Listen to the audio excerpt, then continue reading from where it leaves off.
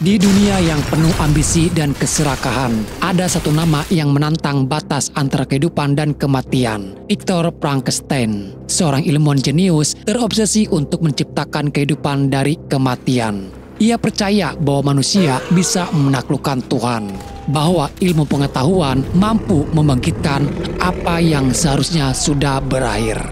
Namun dari tangan sang haus akan keajaiban itu, lahirlah sesuatu yang tak seharusnya ada. Sebuah makhluk yang bukan manusia, tapi juga bukan iblis. Ia memiliki kekuatan luar biasa, tapi di balik matanya tersimpan kesedihan mendalam. Sebuah jiwa yang ingin dimengerti oleh penciptanya sendiri. Dari laboratorium yang berlumur darah hingga daratan es di ujung dunia. Kisah ini menuntun kita menyaksikan bagaimana manusia berusaha menjadi Tuhan dan bagaimana ciptaannya membalas dengan rasa sepi, dendam, dan cinta yang ia sendiri tak pahami. Inilah kisah tentang keangkuhan manusia dan harga dari keabadian. Sebuah perjalanan yang dimulai dari percikan listrik di meja eksperimen dan berakhir di samudra beku. Tempat tercipta dan ciptaannya saling menatap tanpa lagi tahu siapa sebenarnya monster yang sesungguhnya. Film ini dimulai di tahun 1857 di ujung wilayah utara yang tertutup es. Sebuah kapal terlihat terjebak di tengah lautan beku, tak bisa bergerak sama sekali. Kapal itu dipimpin oleh Kapten Anderson yang mati-matian mencari cara agar kapal bisa lepas dari cengkraman es. Ia memerintahkan para awak untuk menghancurkan bongkahan es besar yang menahan mereka.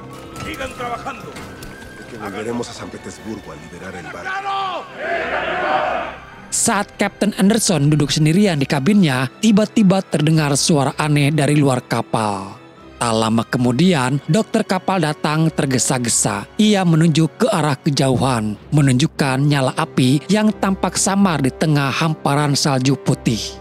Anderson langsung mengumpulkan beberapa awak dan menuju ke sumber cahaya itu. Di sana, mereka menemukan pemandangan mengerikan. Darah berceceran di atas salju, dan di tengahnya tergeletak seorang pria tak berdaya yang diketahui dia adalah Victor. Namun sebelum sempat mereka menolongnya, suara menggelegar terdengar dari kegelapan. Sesuatu yang besar sedang datang. Panik, para awak menyeret Victor kembali ke kapal secepat mungkin. Anderson memerintahkan semua orang bersiap dengan senjata. Tak lama, makhluk raksasa muncul dari balik kabut malam. Para awak menembakinya, tapi peluru mereka tak berarti apa-apa.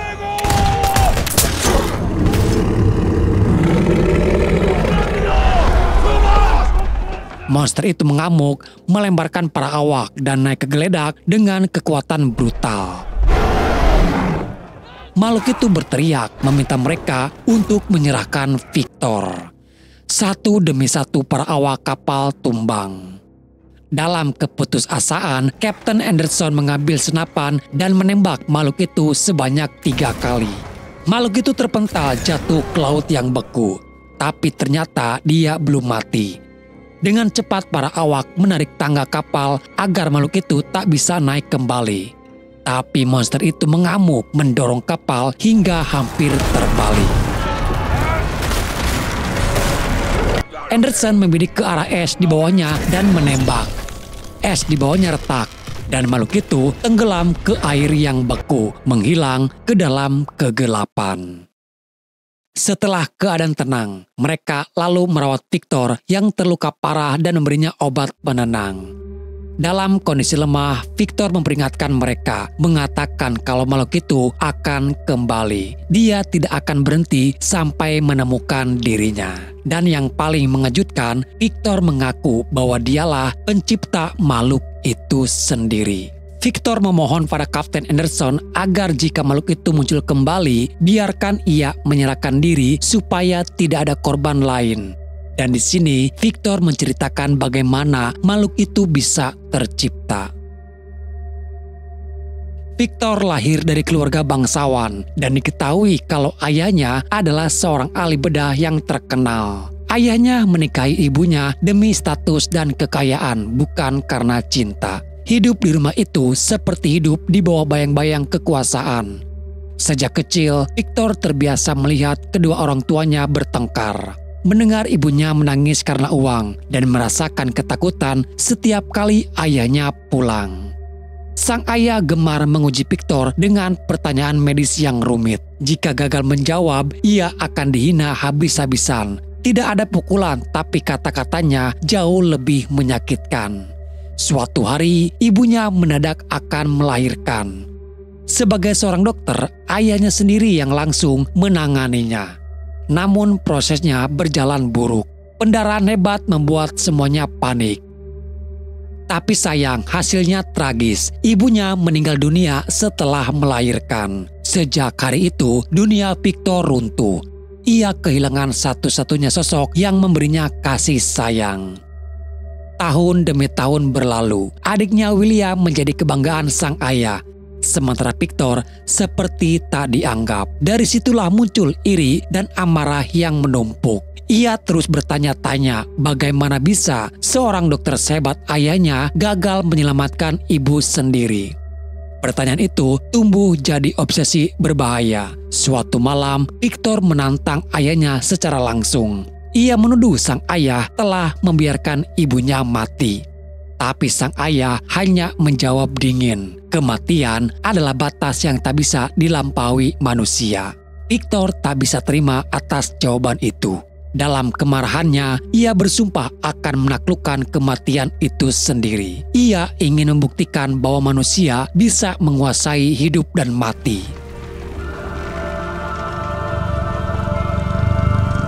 Dalam mimpinya, ia melihat sosok gelap bersayap seperti malaikat dari kegelapan yang menanamkan tekad dalam dirinya menjadi ahli bedah terbesar di dunia.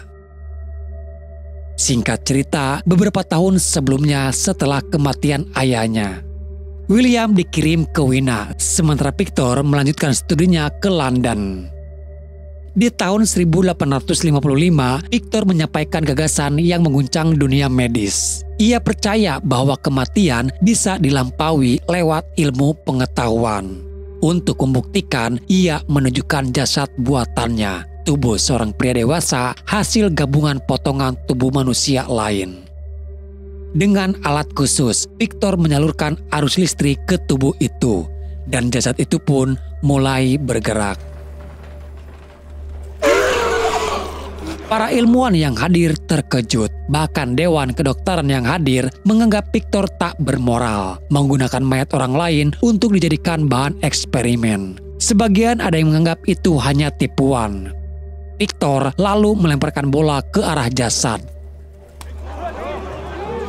Dan semua orang terdiam karena tangan buatan itu menangkap bola tersebut. Dengan penuh semangat, Victor berkata itu otaknya yang memutuskan untuk menangkap. Tapi bukannya kagum, para dewan malah mengusirnya dari ruang akademik.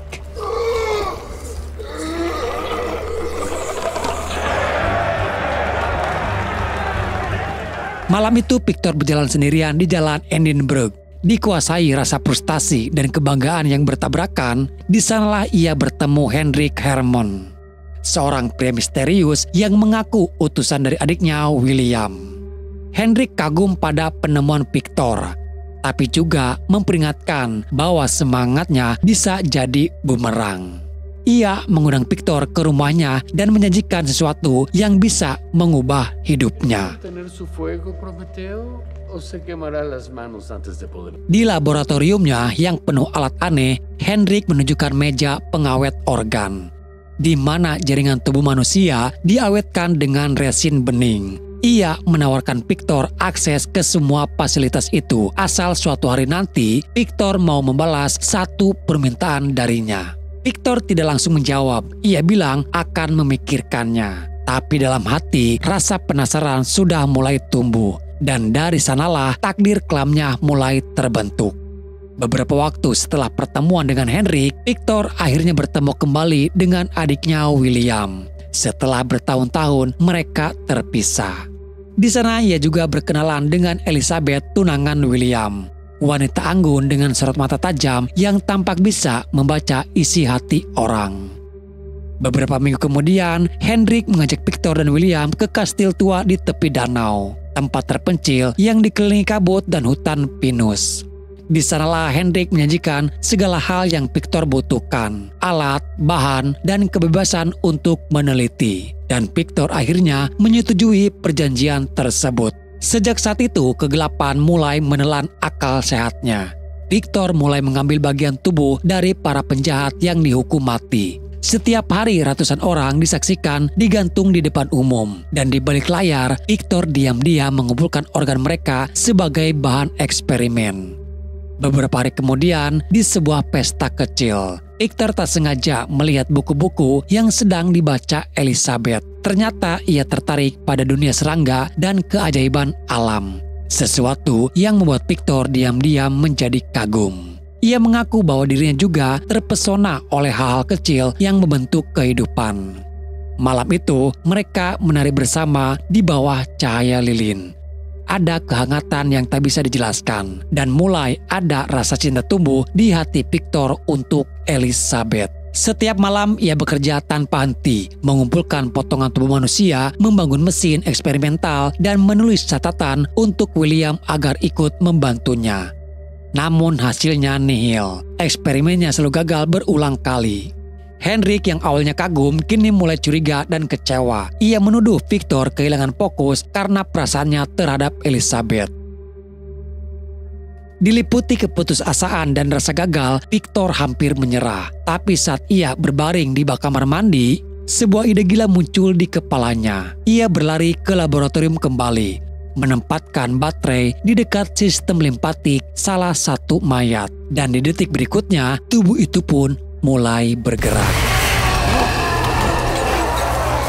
Victor terpaku, jantungnya berdetak cepat. Ia sadar ia telah menemukan kunci kehidupan. Tak lama kemudian, Victor dan Hendrik pergi ke medan perang untuk mengumpulkan tubuh para prajurit yang gugur. Dari sana mereka menyusun kembali tubuh baru dan potongan tubuh yang masih utuh. Laboratorium itu berubah menjadi tempat mengerikan. Di sana ada tumpukan organ, potongan tubuh, dan darah kering di setiap sudut. Hendrik merekam setiap tahap eksperimen dengan kamera. Akhirnya, setelah berminggu-minggu, tubuh buatan itu selesai dirakit. Victor menyiapkan seluruh mesin, memasang kabel, dan menegakkan tubuh ciptaannya di atas tiang konduktor.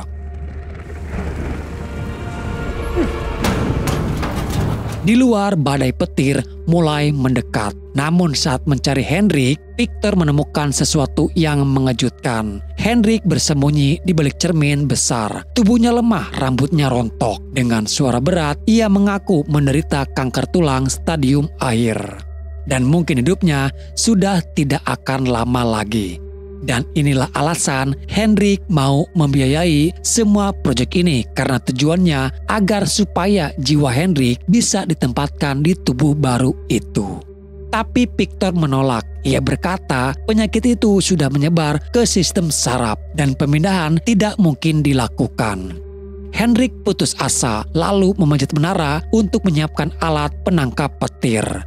Di puncak menara, di tengah kilat yang menyambar, ia menawarkan uang, kekuasaan, bahkan Elizabeth agar Victor mau melakukannya. Tapi Victor tetap menolak. Dalam kemarahan, Hendrik menarik salah satu perangkat dan terjatuh bersama alatnya.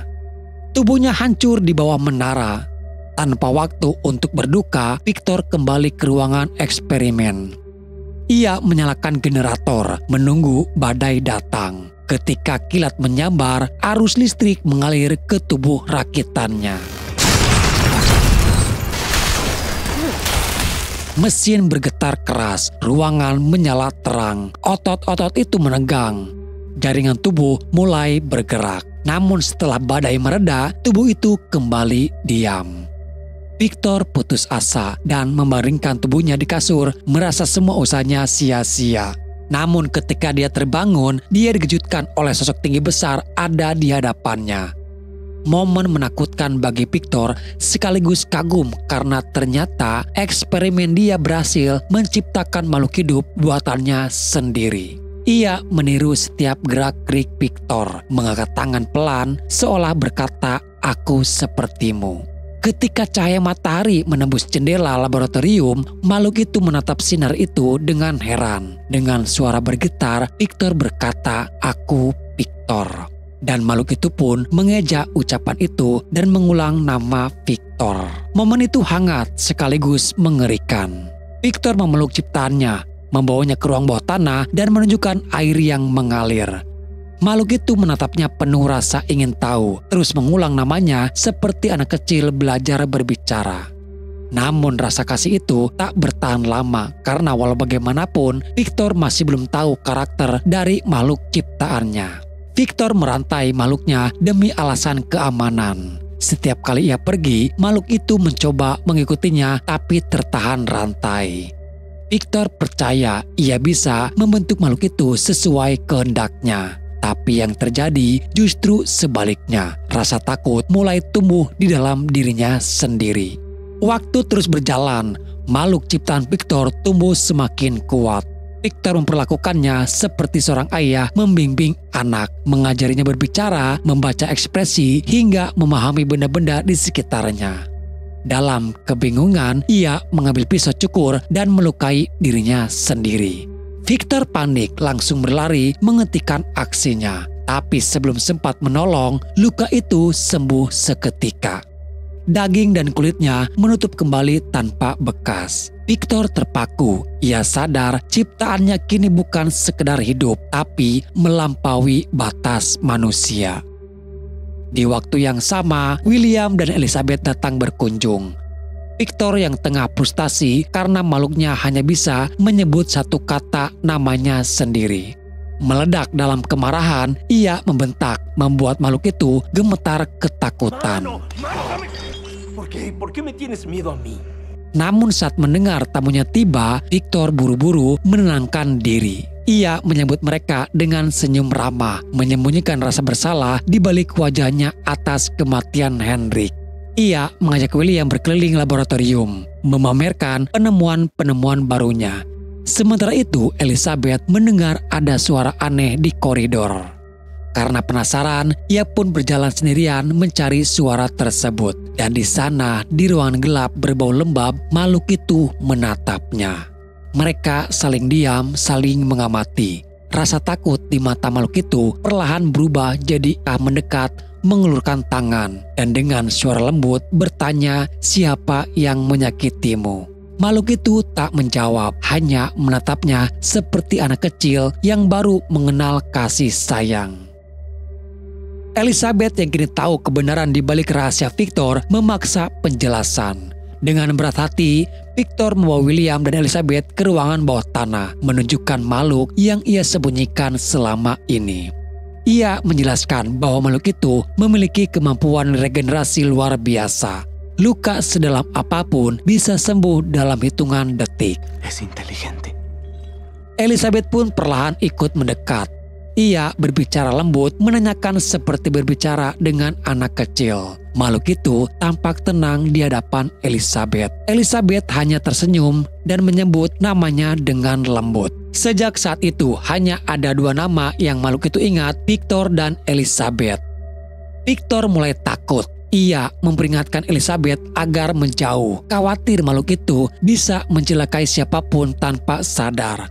Tapi Elizabeth bersikeras. Ia melihat sisi manusia di balik wujud menyeramkan itu. Menurutnya makhluk itu punya hati dan pantas diperlakukan seperti manusia.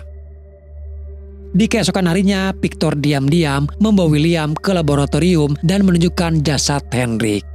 Victor mengatakan bahwa makhluk itu yang telah membunuh Hendrik.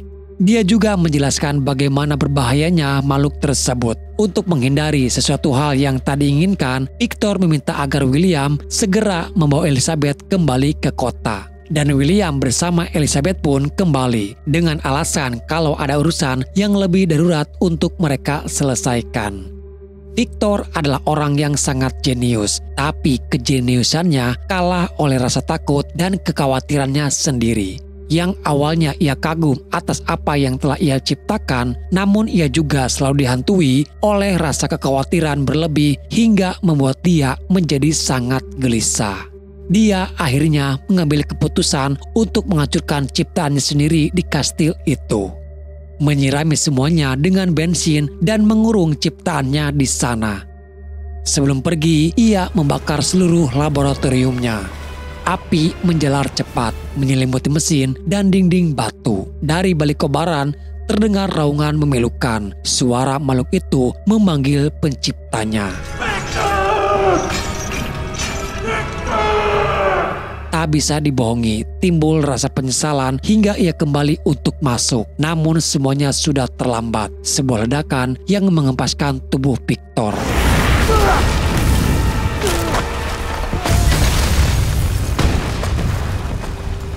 Rantai yang menahannya mulai meleleh. Logam panas membakar kulit sintetisnya. Dalam kepanikan, ia berusaha melepaskan diri dan akhirnya terjatuh ke sungai di bawah menara.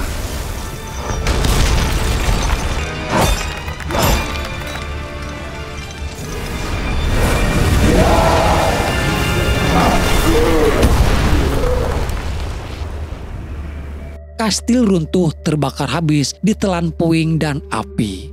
Beberapa saat kemudian, ternyata makhluk itu masih hidup terdampar di pinggiran laut. Ia berjalan menyusuri tepi hutan, namun ia malah diburu oleh warga lokal dan melarikan diri lebih dalam ke hutan hingga sampailah ia di sebuah rumah.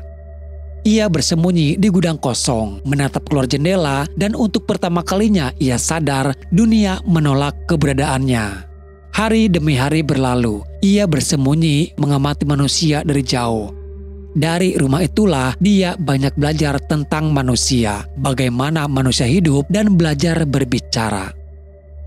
Beberapa hari kemudian keluarga pemburu itu harus pergi ke pegunungan dan hanya meninggalkan lelaki tua buta di rumah tersebut. Saat itulah makhluk itu memberanikan diri masuk. Lelaki tua tersenyum ramah dan mempersilahkan duduk. Untuk pertama kalinya, makhluk itu merasakan kebaikan tanpa penilaian. Ia merasa diterima, bahkan mungkin disayangi. Tapi kebahagiaan itu tak bertahan lama. Si Patua diserang oleh kawanan serigala yang masuk ke dalam rumah. Si makhluk, atau kita sebut saja dia si pria besar, masuk, namun semuanya sudah terlambat. Si Patua tewas karena diserang oleh para serigala. Tepat di waktu bersamaan, orang rumah kembali dan menuduh kalau si pria besar itu yang telah membuat kekacauan. Dia ditembaki, tapi seperti yang kita tahu, peluru tak akan bisa membunuhnya. Dan tanpa sengaja, ia menewaskan seseorang di sana. Ia terus berlari sampai akhirnya tiba di reruntuhan kastil, tempat ia pertama kali diciptakan. Di antara puing dan abu, makhluk itu berlutut menatap langit yang kelam. Dari sanalah ia tahu dari apa dia diciptakan. Dan untuk pertama kalinya, si pria besar bisa meneteskan air mata.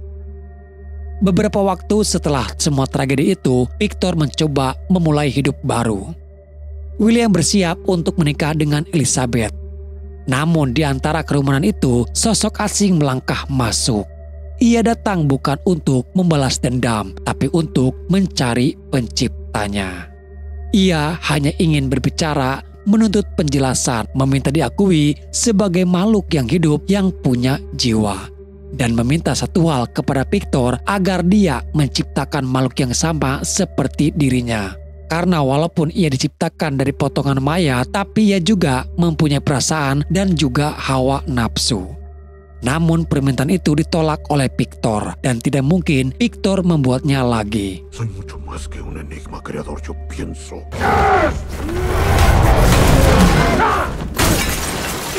Tak lama kemudian Elizabeth datang melihat si pria besar itu ada di sana. Dan entah kenapa ada perasaan berbeda di antara keduanya. Seperti ada ikatan batin yang tumbuh dengan cepat antara si pria besar dengan Elizabeth. Namun naas, Elizabeth yang melindungi si pria besar harus terkena tembakan Victor yang mencoba membunuh si pria besar. Dalam hitungan detik, pesta berubah menjadi kekacauan. Namun tidak ada yang bisa menghentikannya. Si pria besar lalu membawa Elizabeth yang sekarat ke sebuah gua. Di sanalah Elizabeth mengungkapkan kekagumannya kepada si pria besar. Elizabeth merasakan adanya sesuatu yang hilang dalam dirinya. Elizabeth tidak pernah benar-benar cinta kepada kehidupan dunia. Namun ketika ia bertemu dengan si pria besar, perasaan itu berubah dan Elizabeth merasakan sesuatu yang hilang itu ada dalam diri si pria besar. Dan Elizabeth pun meninggal.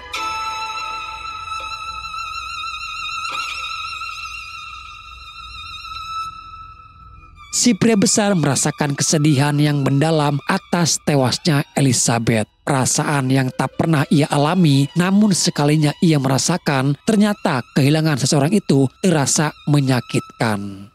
Tak lama Victor datang, melihat Elizabeth yang sudah tewas. Si pria besar menghampiri dan berkata bahwa ia ingin menyusul Elizabeth. Si Big Man marah besar kepada Victor. Ia yang menciptakan dirinya, namun dirinya malah tak diinginkan oleh Victor sendiri. Untuk apa ia diciptakan kalau hanya untuk merasakan penderitaan hidup di dunia? Ia meminta Victor untuk membunuhnya.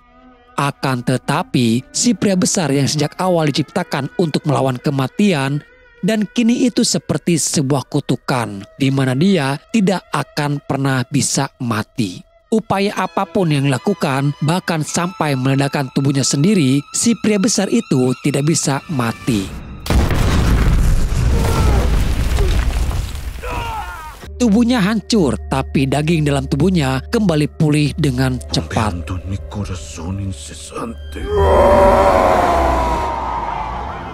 Cerita pun kembali ke titik awal. Ia menatap tubuh Victor yang tergeletak di dek. Ia berlutut menatap penciptanya dengan mata yang dipenuhi luka dan kebingungan. Victor menatapnya bukan dengan kebencian, melainkan dengan penyesalan yang dalam. Di detik-detik terakhirnya Victor meminta maaf.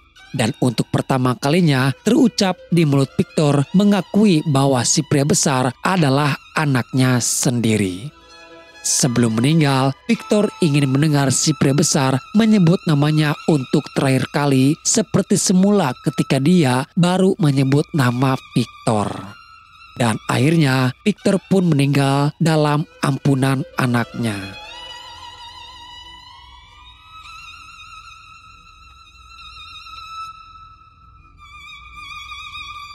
Captain Anderson membiarkan dia pergi.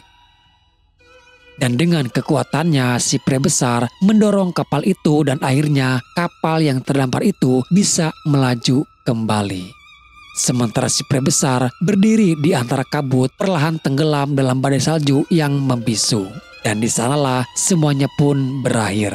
Sebuah kisah tentang manusia yang menciptakan kehidupan tanpa pernah siap menghadapi jiwa di baliknya. Tentang makhluk yang hanya ingin dimengerti dan tentang cinta, kesepian, serta dosa yang tak pernah bisa ditebus. Dan oke guys, itulah alur cerita filmnya. Semoga apa yang menceritakan dan sampaikan bisa sedikit menghibur dan menemani luang waktu kalian ya. Sampai jumpa di video selanjutnya. Salam dari admin dan bye-bye.